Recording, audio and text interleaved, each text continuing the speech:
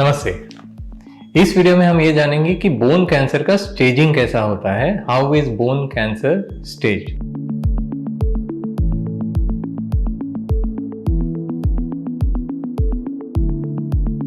मैं हूं डॉक्टर चेतन अंचल। मैं पिछले 18 साल से हड्डियों और मांसपेशियों का कैंसर का इलाज करते आ रहा हूं। नाउ स्टेजिंग ये क्या है?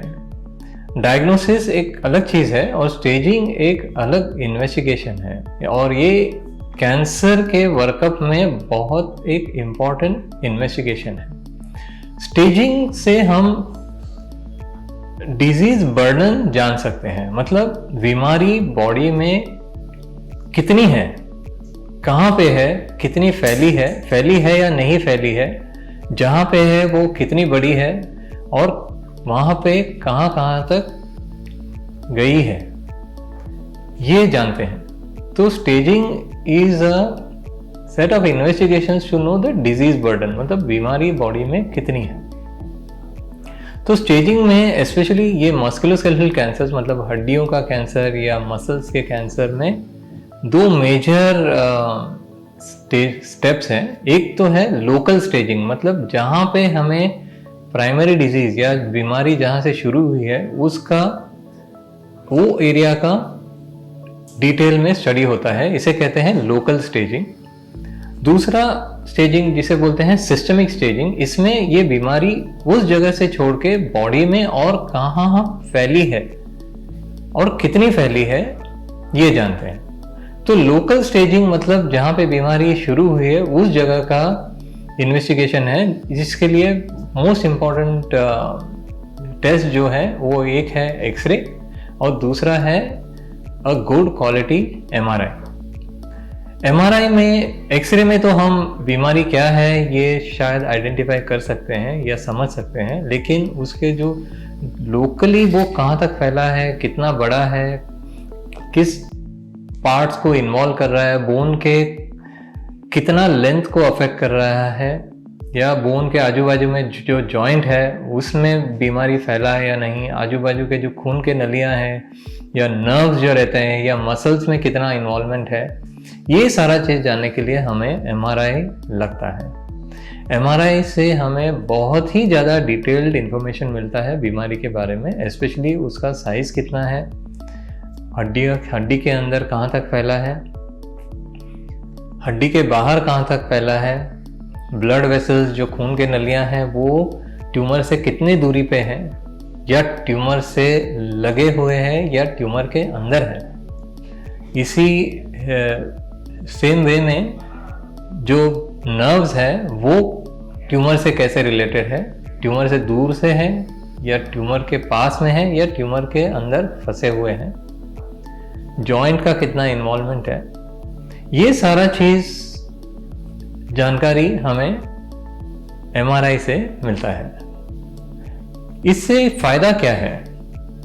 इससे हम लोकल मैनेजमेंट इसका कैसे कर सकते हैं, मतलब इसका बायोप्सी कैसे, कहाँ से करना है, या इसका सर्जरी में हमें क्या करना पड़ेगा, इस चीज़ का हम प्लानिंग कर सकते हैं। दूसरा स्टेजिंग है वो है सिस्टमिक स्टेजिंग। सिस्टमिक स्टेजिंग में हम फुल बॉडी का स्क्रीनिंग करते हैं। फुल बॉडी का स्क्रीनिंग इसलिए करते हैं क्योंकि हमें ये जानना है कि ये कैंसर सिर्फ उसी जगह पे है जहाँ पे वो शुरू हुआ है या बॉडी में और कहाँ पे फैल चुका है। तो इसके लिए हमें फुल बॉडी स्क्रीनिंग करना पड़ता है। In bone cancer majority of the cancers, मतलब almost 90% of bone cancer lungs में स्प्रेड करते हैं, मतलब जो फेफड़े कहते हैं जिन्हें, उसमें फैल जाते हैं। इसके लिए इन बोन कैंसर का जो वर्कअप है उसमें सीटी स्कैन ऑफ चेस्ट एक बहुत ही इम्पॉर्टेंट स्टेजिंग इन्वेस्टिगेशन है, मतलब हमें लंग्स का या चेस्ट का स्क्रीनिंग करना ही पड़ता है। उसके अलावा around 7 to 8% of bone cancer दूसरे हड्डियों में फैल सकता है। इसके लिए हमें बॉडी का फुल स्केलेटल सिस्टम, मतलब बॉडी के हर हड्डी का स्क्रीनिंग करना पड़ता है। इसके लिए एक मेजर इन्वेस्टिगेशन है जिसे कहते हैं बोन स्कैन। तो बोन स्कैन में एक न्यूक्लियर डाई इंजेक्ट करते हैं बॉडी में, जिसे टेक्निकल टर्म में टेक्नीशियम 99M कहते हैं, जो बोन बहुत अच्छे से पिकअप कर लेता है। तो इसमें हमें बोन में कहाँ पे ज़्यादा एक्टिविटी हो रहा है ये इसका पता चलता है, और इससे हम ये जानकारी हासिल कर सकते हैं कि बोन में ये बीमारी फैला है या नहीं।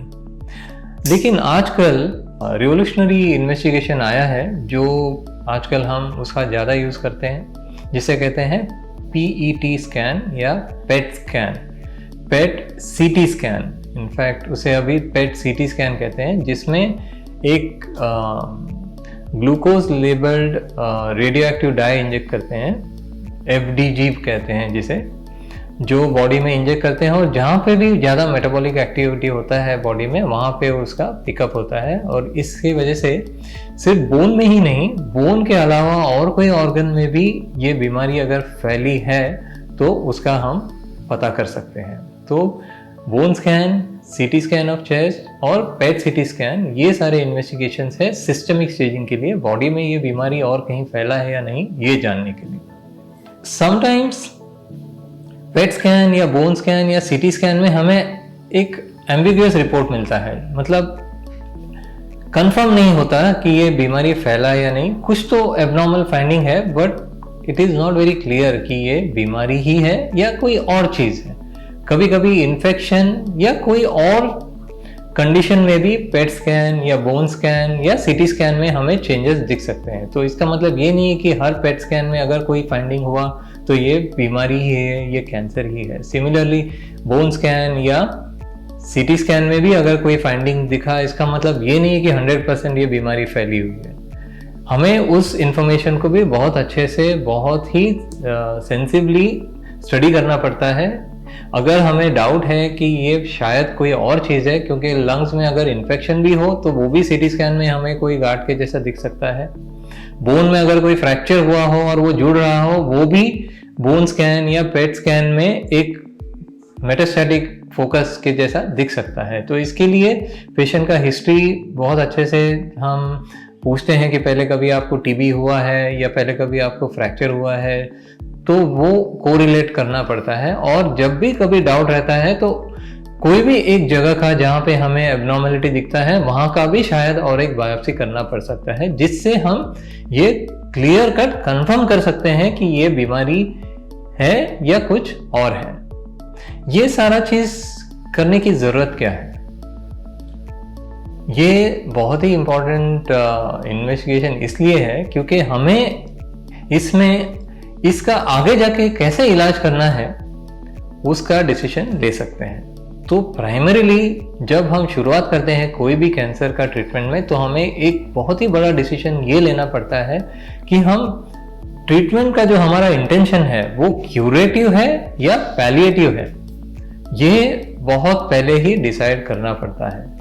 ये क्यूरेटिव और पैलिएटिव का मतलब क्या है? क्यूरेटिव मतलब हम बीमारी को बॉडी से पूरी तरह से निकालने की कोशिश करते हैं, हम पेशेंट को बीमारी से मुक्त करने की कोशिश करते हैं, क्योर करने की कोशिश करते हैं।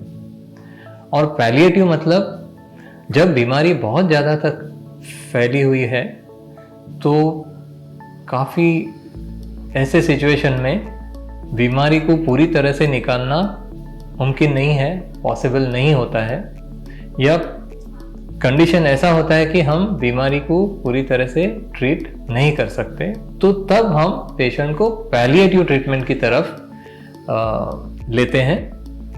पैलिएटिव ट्रीटमेंट में हम बीमारी को पूरी तरह से हटाने की कोशिश नहीं करते, हम बीमारी के वजह से जो भी तकलीफ पेशेंट को हो रही है उसका इलाज करते हैं। मतलब अगर कोई फ्रैक्चर हुआ है तो फ्रैक्चर का इलाज करते हैं, या अगर उनको बहुत ज़्यादा दर्द है किस जगह पे तो उस दर्द का इलाज करते हैं, हम बीमारी का ज़्यादा इलाज नहीं करते। हालांकि उस दर्द के इलाज में वो बीमारी का भी हम शायद थोड़े हद तक इलाज करें, लेकिन उसका ट्रीटमेंट बहुत एग्रेसिवली नहीं करते, हम पेशेंट को बीमारी से मुक्त करने की कोशिश नहीं करते।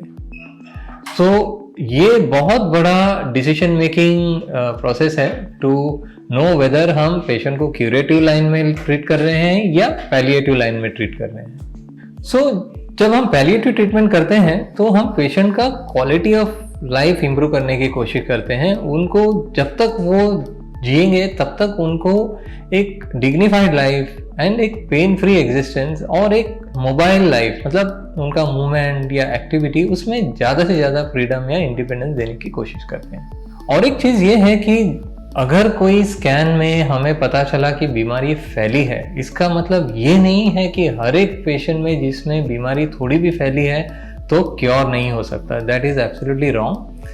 अगर वो स्प्रेड ऑफ डिजीज लिमिटेड है और कोई ऐसे ऑर्गन में या लोकेशन में है जहाँ का हम सर्जिकल इलाज कर सकते हैं, तो क्योर या curative treatment is possible even in such situations. तो we don't give up, we really fight really hard to cure our patients, लेकिन we really need to take a very clear decision कि जिसमें हमें क्या करना है। तो staging is a very important investigation in any patient of bone cancer. Staging से हमें बीमारी का जो बर्डन है वो पता चलता है और इस हिसाब से हम आगे का ट्रीटमेंट कैसे करना है उसका डिसीजन लेते हैं। तो इस वीडियो में हमने ये जाना कि बोन कैंसर का स्टेजिंग कैसे होता है। आपके मन में और कोई सवाल हो तो आप हमारे कमेंट बॉक्स में सवाल डाल सकते हैं या आप हमें ईमेल कर सकते हैं और हम हमारी तरफ से पूरी कोशिश करेंगे आपके सवालों का जवाब देने का। धन्यवाद।